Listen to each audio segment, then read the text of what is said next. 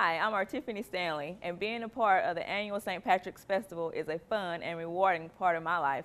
Volunteers make our festival a bigger and better success every year. So become a part of the St. Patrick's Festival by contacting any committee member or by logging on to DublinStPatricks.com or check us out on Facebook and join the Order of the Blarney Stone or the Order of the Shillelagh. Let's make the 50th annual St. Patrick's Festival the best festival yet. Erin Go Bra.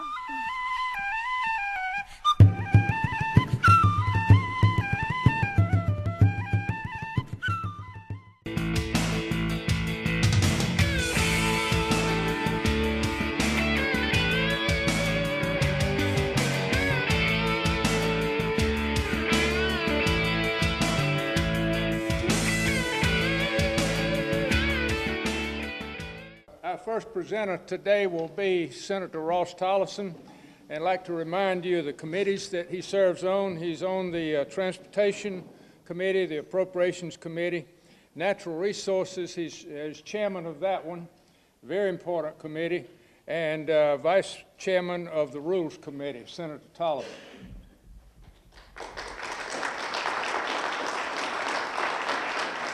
Thank you. It's great to be with y'all this morning. The ride over was absolutely gorgeous this morning. I love to get a good early morning ride and just watch the sunrise, and it's just gorgeous.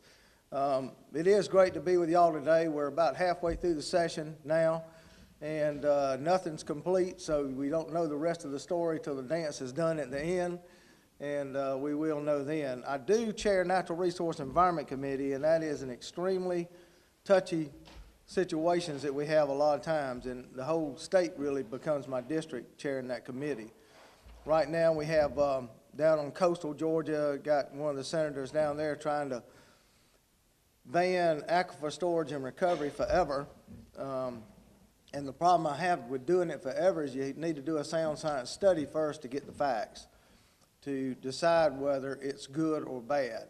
I'm not for or against the issue, but I am for understanding the facts first and then making your decision, instead of making an emotional decision up front and then find out later on you made a mistake.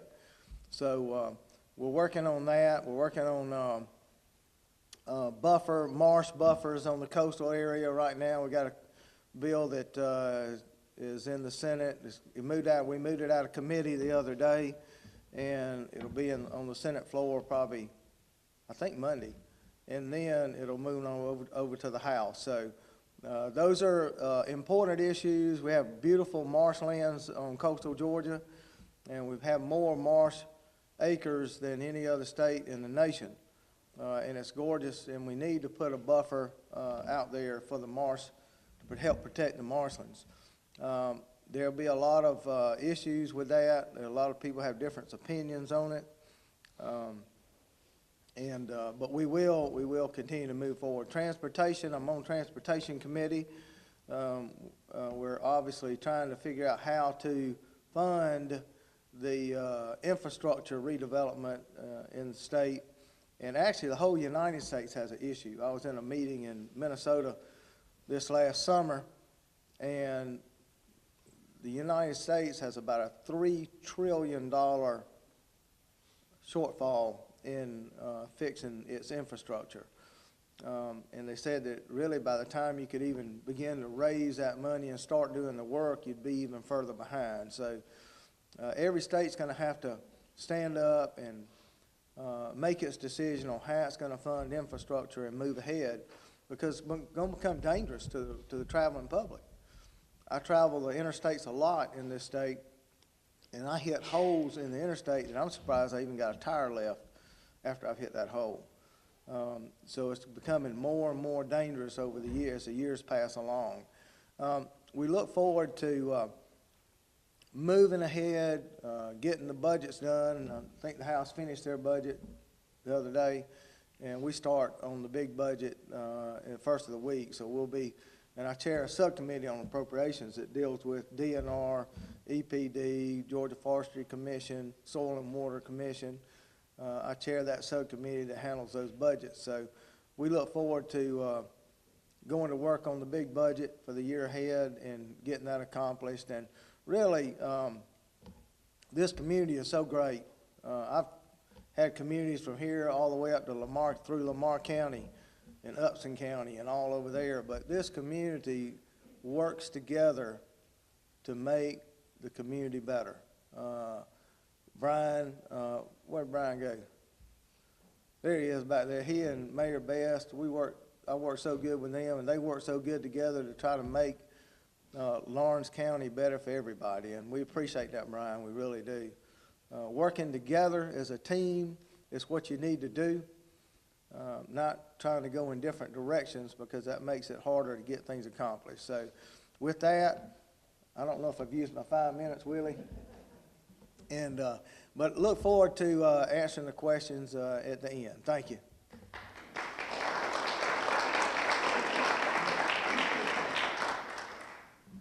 Thank you, Senator Tolleson. Next, we're going to have our own Representative Matt Hatchett. I want to tell you what he serves on: the Appropriations Committee, Economic Development and Tourism, Energy, Utilities and Telecommunications, Ethics, Health and Human Services. And he is one of the new leaders in the House of Representatives, and my honor to introduce Matt Hatchett.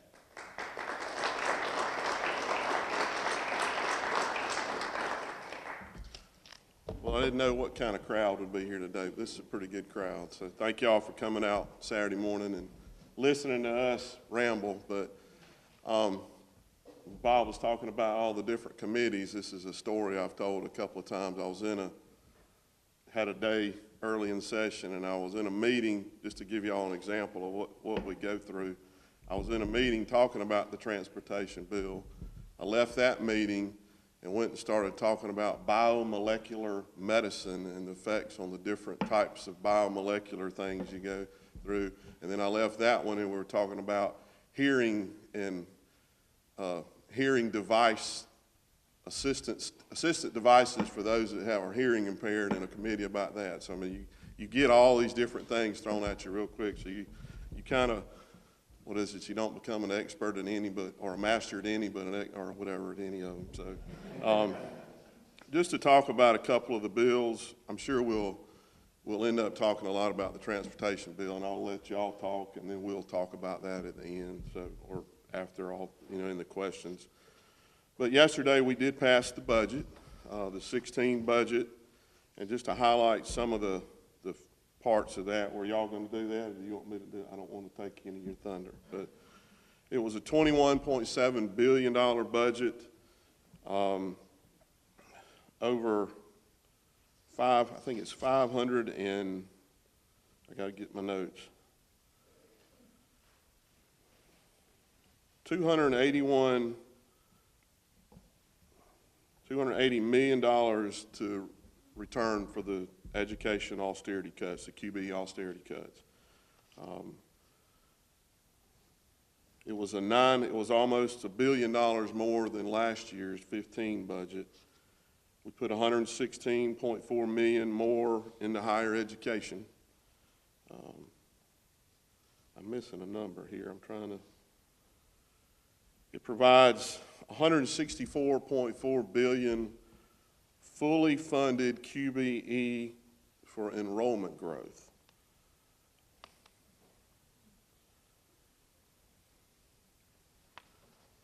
Let's see. Put more money into economic development. I think it's $20 million in economic development. A lot more money into Medicaid. It's all encompassing, and I mean, I've got 3 or 4 pages here, and we can get into details later on. We also, with the transportation, all the issues in the budget, yesterday there was in the bonding section of the budget, we put $100 million for a bond for transit, and that transit is, yes, MARTA can receive some of that, they apply for it, but there's 128 separate transit companies across this, or companies, not necessarily companies, but entities around the state, and they can apply for that money. And then there's $100 million for just general transportation projects that are already out there. There's a lot more details in the budget. We passed, earlier in the week, we passed HB 1, which is the cannabidiol oil that we worked on this last year. And when I came home from session last year and over the summer, that was the biggest question, the most frequently asked question that I got. Why didn't y'all pass that cannabis oil bill? And I said, well, we passed it 4 times, and actually the Senate did too, but it never could, the same bill never could cross over to the other entity, and that's a long story, and we'll take all day to figure that out. But we passed it, and this year it's broadened. It's going to cover, obviously, the children that are having seizures, but treatment of cancer, MS, ALS, Crohn's disease, mitochondrial disease, sickle cell anemia, fibromyalgia, and Parkinson's. So that's passed. We passed it. It's gone to the Senate. I know they're going to take it up and address it. So hopefully we'll do that, and it's going to help a lot of citizens of the state get treatment that they're not able to get now. HB 91 is just a bill, pretty much, might have been the first bill we did. I'm not sure, that had to do with eliminating the Georgia high school graduation test. We've had a lot of kids over the last few years that passed their classes, passed their end of course test, but they couldn't pass that graduation test. Had 3.5s, great grade point averages. We've gone back and eliminated that, and all they have to do is petition the school systems to get their diploma. They didn't want, they don't want to get just the GED. They want to have a diploma, and there's a lot of corporations and government entities that you have to have a diploma. You just can't have a GED. So I think that was a big hurdle that was crossed for those people that were affected. We also passed just a little bill, the Senate did too, that addressed the Ports Authority actually being able to receive federal money. Evidently there was a quirk in a law somewhere that wouldn't actually allow them to receive the federal funds that have just been approved for them. So we've passed that, and that was fast-tracked through, and it may have already been signed by the governor, as far as I know. The transportation bill, when everybody's through, I guess we can all get up here, and I've got a summary of the entire bill, and we can go through it because it has seemed to generate a lot of interest here. So we can go over it. I think it's in a form now that most everybody is going to like it as far as affecting local governments. So we'll talk about that in a little while.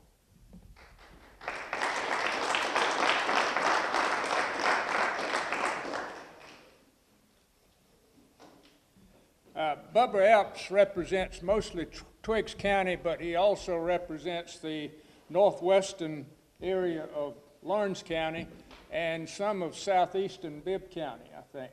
So Representative Epps is on the Agriculture and Consumer Affairs Committee, the Insurance Committee, Vice Chairman of Appropriations, Motor Vehicles, he's Vice Chairman, Natural Resources and Environment, and he's Secretary of the Transportation Committee. My pleasure to introduce Representative Bubba Epps.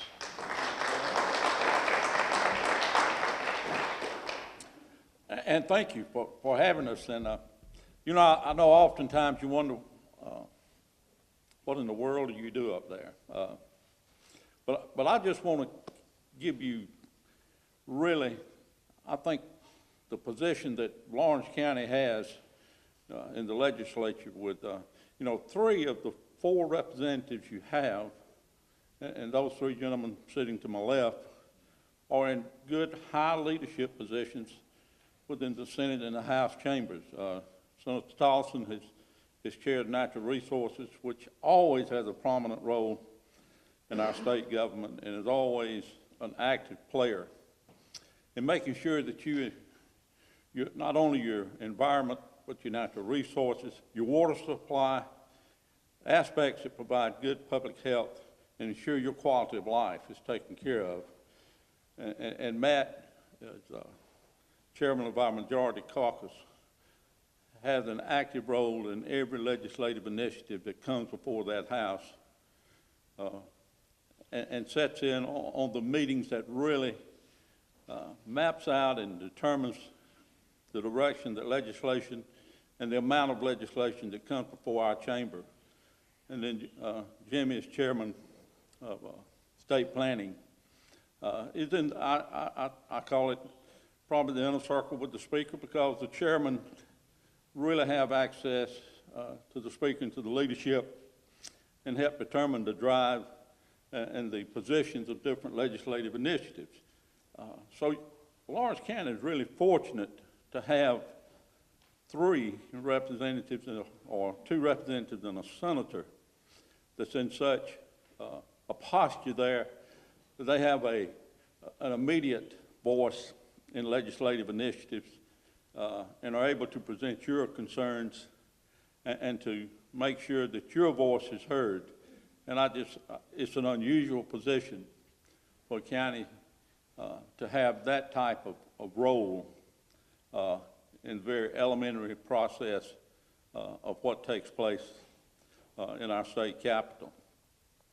And I know sometimes you get aggravated with the direction things go, and you think that locally we just are not in line with where you think we need to be. But realize that we're charged not only with representing counties and districts, but the state as a whole. And we have to move in that posture. And I found and realized early that effectiveness in the legislature is built on a trust and respect for colleagues. And I think that's really what we hope to receive from the districts as we represent them, that there's an element of trust in the way we perform and the way we respond to the concerns that you present to us. Listen, we're human. We're going to make mistakes, and we're going to make missteps. I think that's just an innate quality that's there. But nothing's purpose-driven. I can assure you that every day I talk with Matt, and most days I have an opportunity to talk with Jimmy, and every now and then we get across to the Senate chambers and are able to speak with the senators. But I can assure you that the 4 of us stay in communication and are aware and are concerned about the very issues and the very needs that you're concerned about here. And Lawrence County is as important to us as it is to you. And I want you to realize that we try to do every day the very best that we can do. And as Matt said, that there's a lot of issues that are before us this time. And as Senator Tolson said, realize that at this point, things are still in the process. Nothing's settled, and really, we're in the early stages of the FY16 budget, just passing it out of the House. Now in the hands of the Senate. In all probability, it'll be some changes made there, and it'll come back to the House, and to whether or not we agree or disagree with those changes. And if there's any disagreement, then conference committees are appointed. So we're early where we are in the entire process. But I think at the end of the day, we'll have the very best appropriations measures that we can present for the overall state, and hopefully it covers the needs and addresses the needs locally. I think that's our charge, to be watchdogs for local concerns and to make sure that we can address for you the very best posture that we can. The House budget, I felt good about the Middle Georgia area, not just Lawrence County, but the entire area, because a lot of needs and concerns were addressed. And when you put that in the broad perspective of this entire state, it's a challenge to really once you get something in the budget, the job just begins. It's keeping it in that budget and making sure you're a shepherd of the whole process. So don't give up on us, I guess is what I'm saying. We are keenly aware of what your concerns are, and we hear from local governments, and we hear from municipalities, and I promise you, we can assure you that we try to move in a direction that addresses your needs as we try to address the needs of this entire state, because we can't put borders and limitations on just local concerns, but we try to blend those as best as possible into the overall welfare of the state. And it's my privilege to represent the portion of Lawrence County that I do. I have 3 counties that are represented as a whole, Twiggs, Wilson, and Blackley. And then I represent portions of Bibb, Jones, and Houston County, as well as Lawrence County. So it's a diverse district. The needs are different in the different sections of the district. But you have to, I think, take the overall picture of what our charge is, and then try to bring it down as concisely as possible to the local concerns and the local needs. And I know this is a thriving county, it's a growing county, it's a challenging county, and I respect and I applaud your efforts and the road that you take as far as this overall state is concerned, and the industrial growth and the expansion of not only your tax base, but the economic impact that you provide for this district, because you're a major player here, and we want to help you maintain that position. So whatever minutes, Jimmy, I have remaining, I'm going to yield to you. But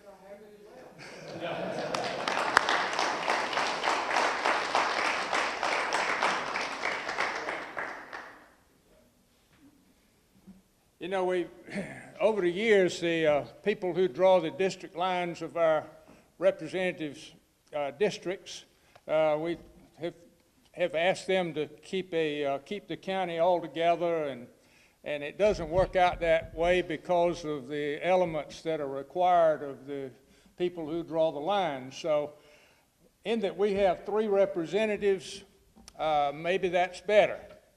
Jimmy Pruitt represents mostly Dodge County, but he has a little of the southeastern portion of Lawrence County, which is, I believe, Dexter, Cadwell, Chester, that area. Well, it's mainly just Cadwell, honestly.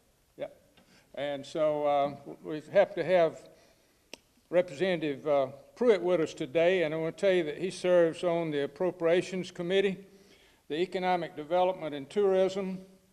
He's Secretary of the Game, Fish, and Parks Committee, Health and Human Services, Industry and Labor, MARTOC, State Planning and Community Affairs, is chairman of that. So we're happy to have Jimmy Pruitt here this morning, and thank you for being here.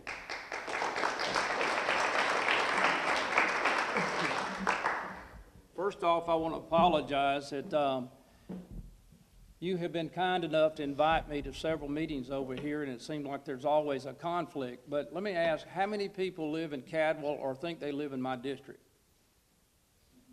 See, you are well covered. I looked last night, and I think I have 800 registered voters in my district. But I appreciate every one of them. I really do, and I wish some of them were here. I know there's at least a county commissioner from down that way, but anyway, I appreciate you inviting me to come, and Matt, I tell you, you have got a gem. He has done such a great job up there, and I'm so thankful that we have Bubber. Bubber is, if you want to know transportation, well, that was the business he was in. Well, what better time for him to be here today to answer all of your transportation? But I've enjoyed serving. This is my 9th term, and they have juggled me around a little bit, but I serve all of Dodge, all of Telfair, all of Wheeler, a little bit of Lawrence County, and a little bit of Jeff Davis. But we are all in the same bucket, if you want to know the truth about it. In reality, we serve the state of Georgia. Now, when it comes to specific things that we're looking at, we obviously look to our community, and because Matt and Bubba have so much of Lawrence County, I look to them and their advice when it comes to a particular issue that involves Lawrence County. And I'm really disappointed, and maybe Matt doesn't even want to bring this up, but it's probably my fault. But, you know, we were really happy that in Cadwell we were going to get some money in the budget to redo that old prison. It's been closed for 7 years, I guess. And this is why I say it's never over till it's over. So But that money got pulled. It doesn't mean it's not going to happen.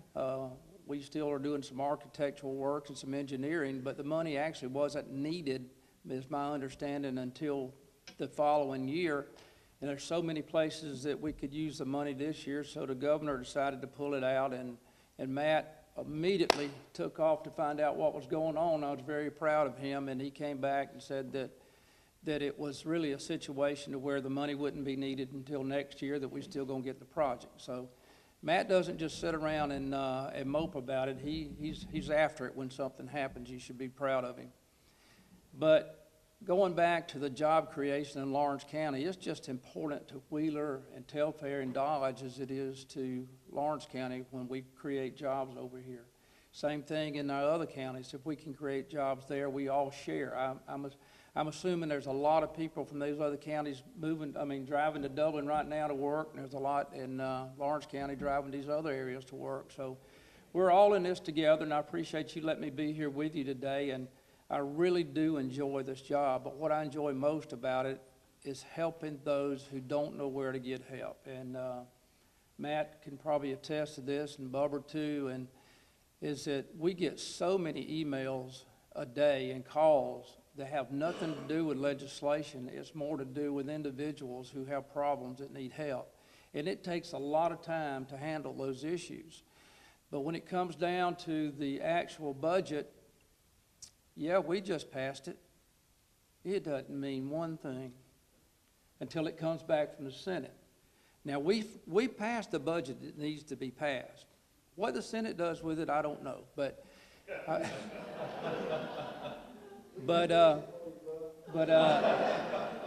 No, seriously, we do work closely together, and Senate has some special things that they usually want that the House doesn't necessarily care about, and it will go to a conference committee, as it always does, and when it does, it'll come out with something we're all proud of. But here's the point I was trying to make, even about transportation. When that bill first dropped, everybody was up in arms. Well, my attitude is, and I didn't know this when I first got there, is don't panic.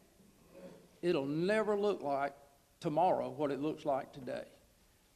And we know, I think most of you all agree, that we have to do something about the transportation. And the only way to do that is put money into it. Now, how you come about doing it is the question.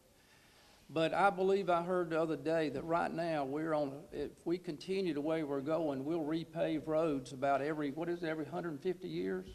And with the new budget, what we're trying to collect, we'll repave them about every 50 years. So we still got a long way to go, and we've got a lot of bridges that need to be replaced.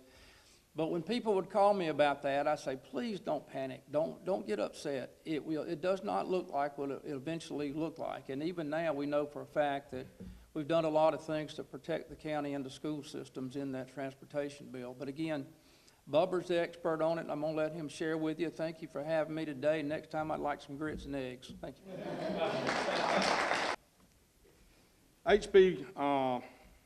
The kindergarten age bill, I think is what it's called. The original bill was to make the change from September the 1st to August the 1st. But those pre-K students whose birthdays were in the month of August would be ineligible to attend kindergarten. For example, this would affect 21 students in the Dublin City School PK program, with Georgia pre-K not allowing the funding for repeating pre-K students. Many concerns were raised. Now that the school years have been moved to an August 1st cutoff for SY 17 to 18 and July the 1st starting in 18-19, have the students in limbo been addressed, and is there consideration for having the pre-K move its cutoff to August the 1st for the school year 16-17 and July the 1st for the school year 17-18?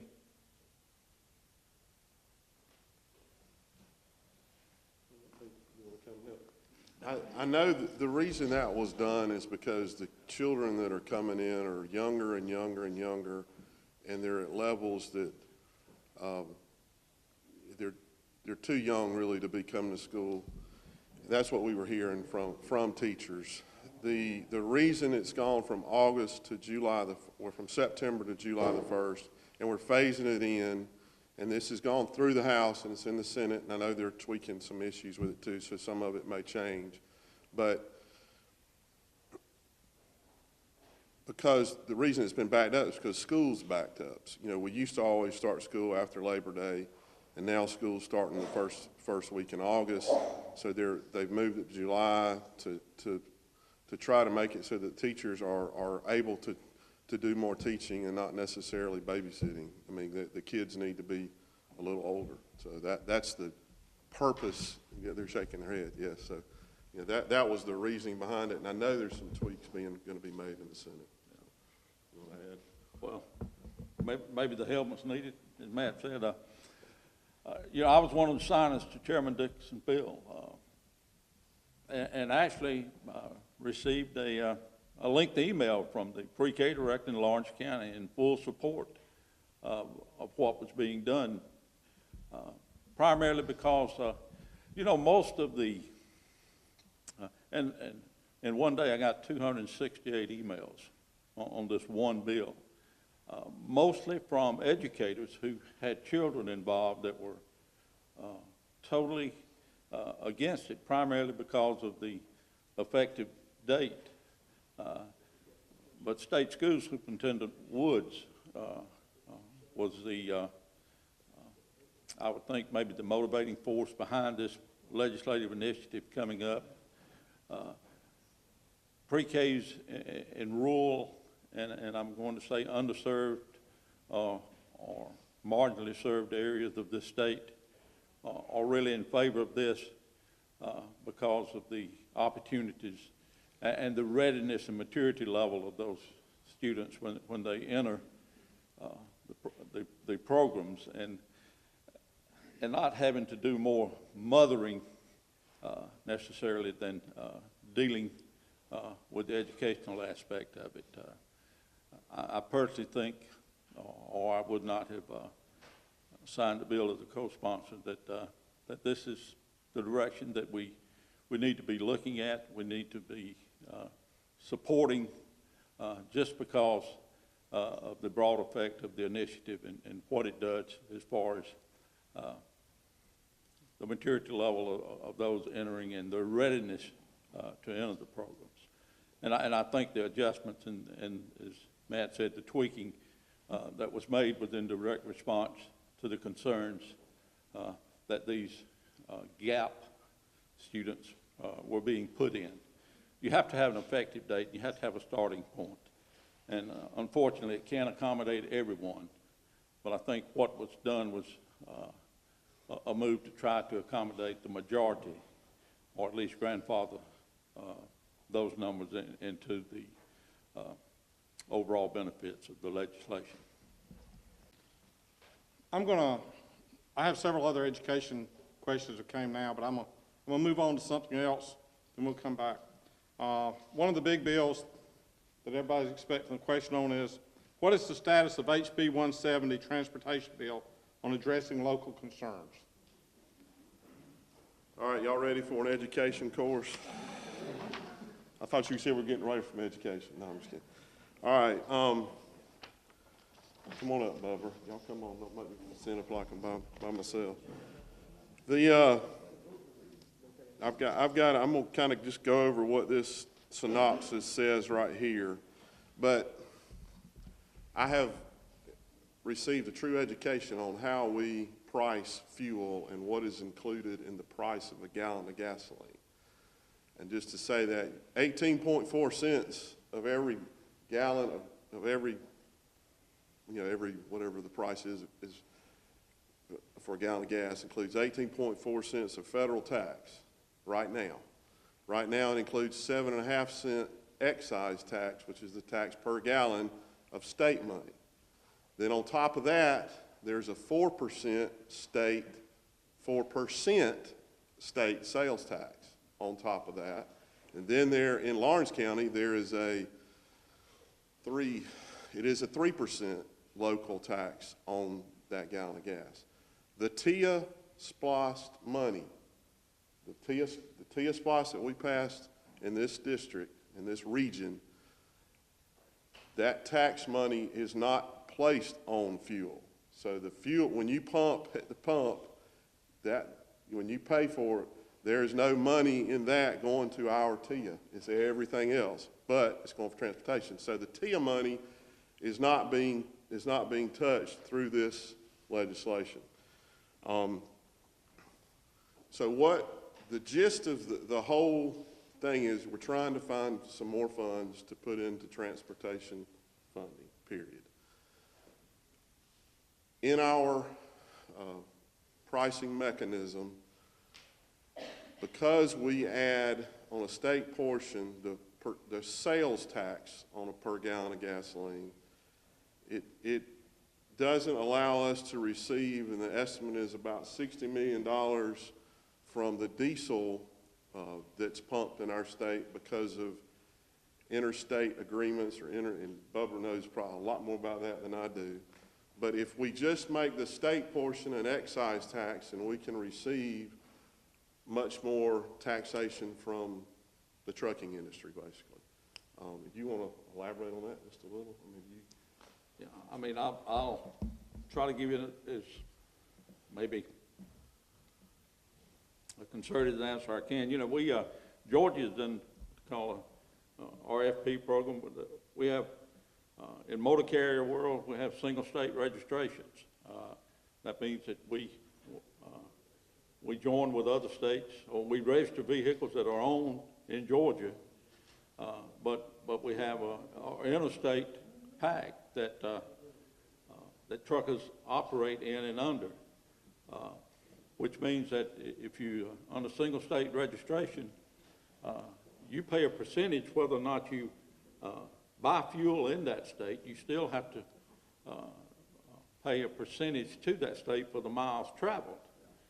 Historically, Georgia has not really been a beneficiary of interstate purchases because of a sales tax basis rather than an excise tax. There's an exemption for motor carriers for excise and not for sales. So under the current funding plan with the conversion to excise, it opens up an avenue for approximately, as Matt said, $60 million additional dollars because now fuel buyers are being encouraged to purchase fuel in the state of Georgia, which before we didn't have that. All we received was just a percentage of their purchases in surrounding states for the miles traveled within this state. So it broadens our base of revenue and makes us more compliant for them or for the motor carriers to purchase here, or more encouraging. Which would allow the people that you think are putting most of the wear and tear on the roads, the big Correct. trucks, are helping pay for the transportation. Our state constitution says that any taxation on fuel is supposed to go toward transportation.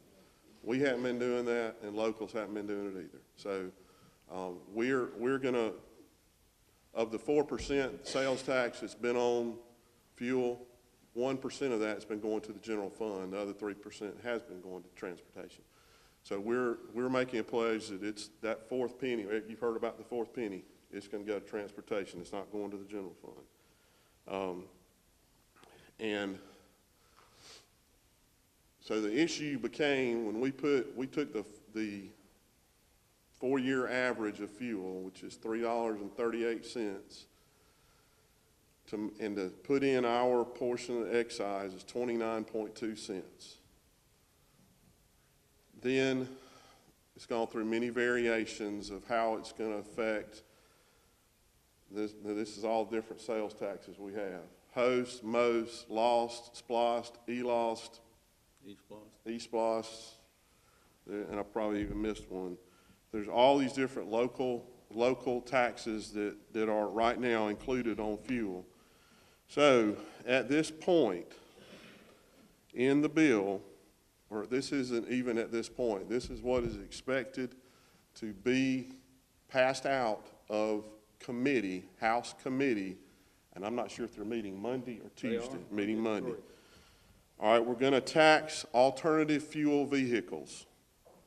Right now, they're not purchasing any fuel, but they're driving on the roads. They're going to pay a $200 registration fee for non-commercial vehicles and a $300 fee for commercial vehicles. Right now, the governor has the ability to freeze the average price of fuel. Because fuel is so volatile and the price is up and down, the governor takes a 6-month average of the fuel, and that's what the taxes are based on.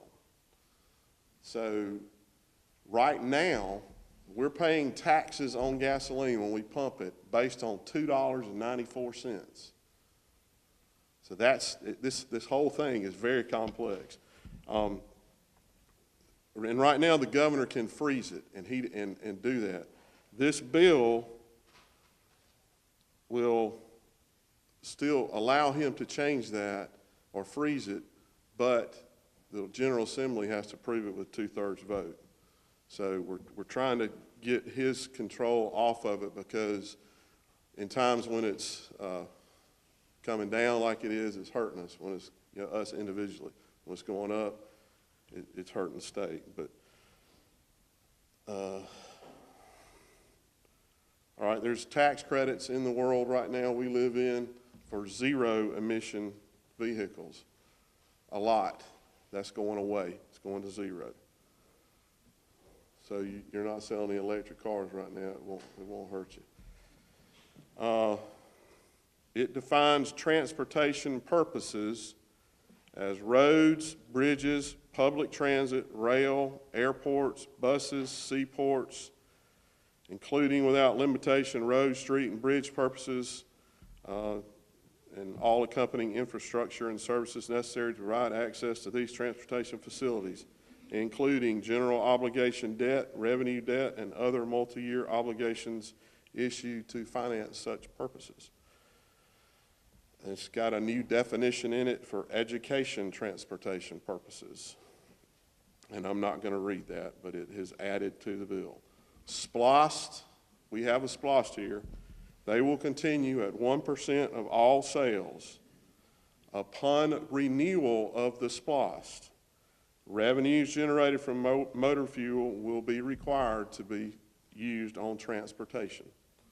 And I just read the definition of transportation. Host, which I don't think applies to us, and lost, which does, right, will no longer be levied on motor fuel, but the rate on all other sales of a lost will go to 1.25% beginning July the 1st of 2016, which is to counter that those, not being taxed on fuel, and it should cover the difference. I'm sure there'll be calculations to figure if it is locally. Most, which doesn't apply to us, it applies to Atlanta, city of Atlanta. The state excise rate on a gallon of gas is 29.2 cents. The rate on a gallon of diesel fuel is 33 cents. The rate will be adjusted annually based on the aggregate of fuel efficiency standards and the National Highway Construction Cost Index. The bill removes all state sales and use tax on the sale of motor fuels, and it repeals what's called as a second motor fuel tax. The Georgia Transportation Infrastructure Bank may give preference to eligible projects in Tier 1 and Tier 2 counties as defined by the Georgia Code and the Department of Community Affairs when determining eligibility. The board shall make every effort to balance any loans and other financial assistance among all regions of this state. Additionally, preferences for grants and other financial assistance must be given to eligible projects which have local financial support.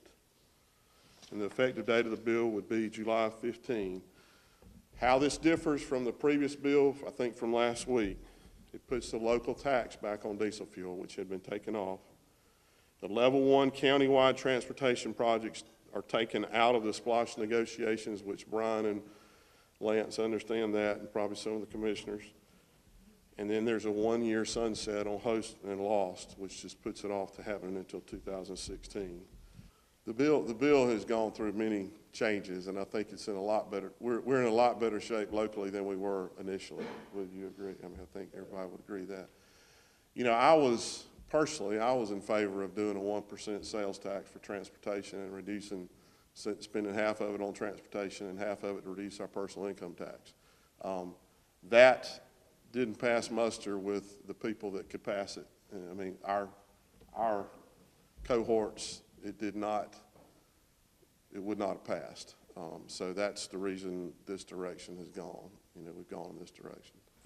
With the deepening of the ports, there's going to be a lot more truck traffic on the highways, and it's going to create the ability for Dublin and Lawrence County to have more distribution centers, which means more jobs and, you know, a better economy. So fixing transportation, the infrastructure of transportation is extremely important.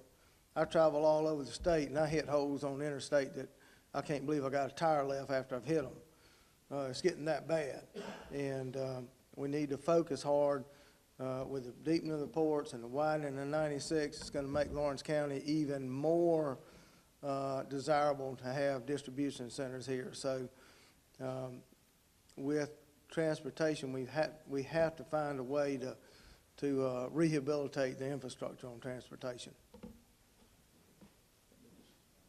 So one thing, and I don't want to belabor anything, but you know, at the end of the day, everyone has a different impact by every piece of legislation, and Brian's right. What is dedicated here as far as motor fuel revenues is put back into transportation projects. Houston County is the same. A lot of counties have the ability to do that. But as far as our position in Atlanta, on any initiative, you know, we try to attain what's achievable for our specific district. And that means that in a lot of cases, we're not going to get or be able to get 100% of what we want, but we try to achieve the majority that best serves our district. So, you know, achieving the attainable is really the goal that we try to perform each day in representing you. I wish we could say we're 100% in what we're able to attain, but sadly that's not the case. So we just realize that we have to operate within the limits of what's attainable for us as far as Lawrence County or any other county is concerned.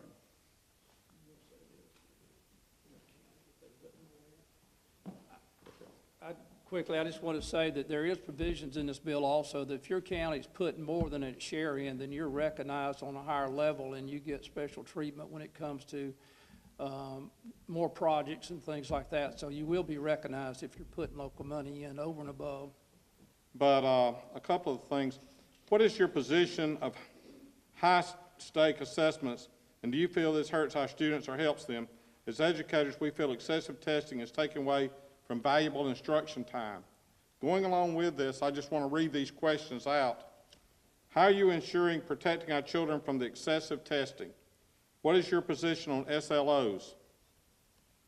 Currently, the teacher evaluations are tied to the test scores. How will Georgia adopt this system to insulate ourselves from, I think it's kid suits or lawsuits of some type that's arising now in other states? And what is your position on TRS? And there's a long, I guess, question here that says, are you aware that 8 to 10-year-olds students will be assessed using the Georgia Milestones end of grade assessment, which require 10.5 hours of testing, typing of answers to essay type questions, requiring comparing, evaluating, synthesizing text that will be approximately 2 levels above their reading level. They will be graded to teachers by teachers across the state, causing subjectivity in scoring. Do you feel this is a fair and appropriate method of testing? And this is all on the education front. And I think that part of what we've got here is that we're, you know, they're hearing you from the questions that you're asking. If any of y'all want to say anything, just quickly, that's fine. And then They'll be here so that you can ask them further questions.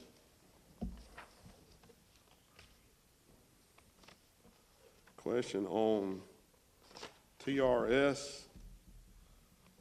I'm gonna read this. State pension obligations for both employees' retirement system and teachers' retirement system are fully funded with an additional $139 million.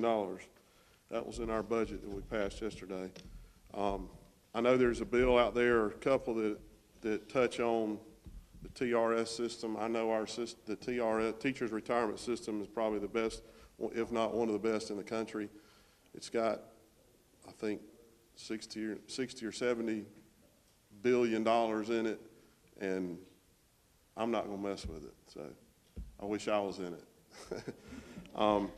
As far as the other questions on testing, I talked with Keelan this week. We had a nice long conversation, and I'm here, and I'm sure we'll talk afterwards, and I'm all ears. So. And I guess this goes on, there was one pointed question that said, are you going to vote to take away insurance from bus drivers and lunchroom workers? In the budget we passed yesterday out of the House, we funded all that, the insurance for that classification of employee. It was almost $103 million put in the budget to fund that. We did also go with the previous plan that required the local systems to add another $150 into that reimbursement per employee. So, but we did put $103 million in the budget to do that. So, hopefully the Senate won't mess with it. We'll just fix it for you. Couple other questions here. What about HB1? And I think you touched on it some. Y'all have anything else on it? I think that's the kind of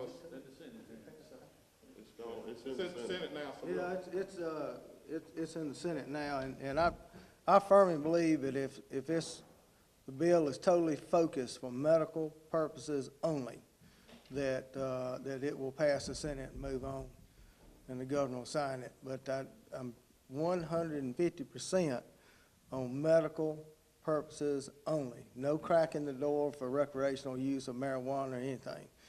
But I think Alan Peake has worked real hard the last couple of years, and I think he's gotten that bill to the point where it is just for medical purposes only, and I think it'll pass on out of the Senate and be signed by the governor.